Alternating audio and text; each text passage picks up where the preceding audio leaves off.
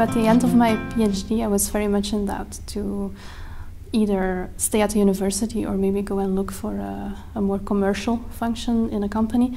And at that time, I did contact several companies and I did a few job interviews. But I realized there that I was not ready to abandon the research at that time, and therefore I decided to stay at the university because I really like to be involved in the whole process of engineering new things and development of new materials. What I found most difficult in my career for the moment is the fact that I'm just not sure about what's going to happen the next few years.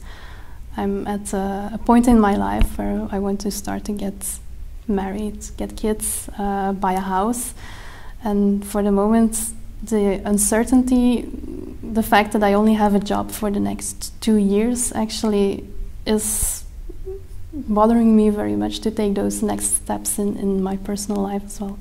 For the moment I really appreciate my job in the sense that it's a perfect mix between education, really hands-on work in the lab, and administration tasks.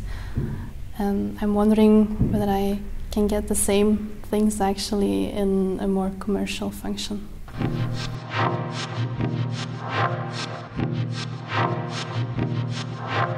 The things I've done in the private sector, there was no link between the content that I had of the work that I had to do there and the content of my PhD.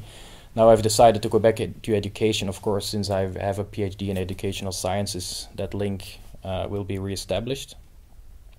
So I can use some of the content that I have read or the results of my analysis that I have done about 6 years ago.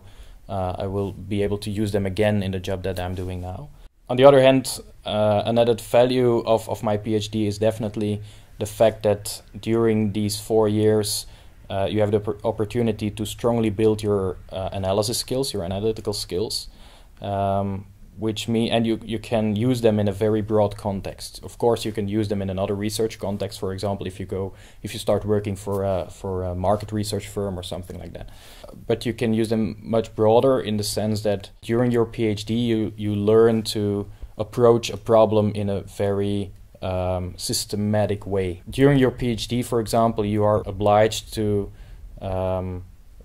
follow a very strict process. You have to report everything very meticulously, which of course you don't have to do it in that much detail in most other jobs. But it learns you to think that way, and it learns you to take as many detail as you can into account and try to hold some kind of objectivity in how you approach a problem.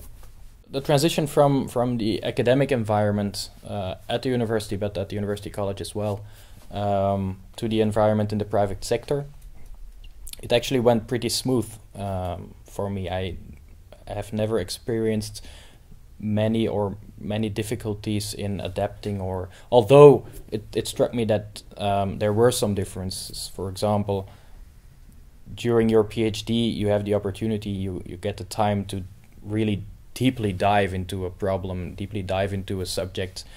You have about 4 years to do your analysis, to write your PhD. If you make the transition to the private sector, things go much faster.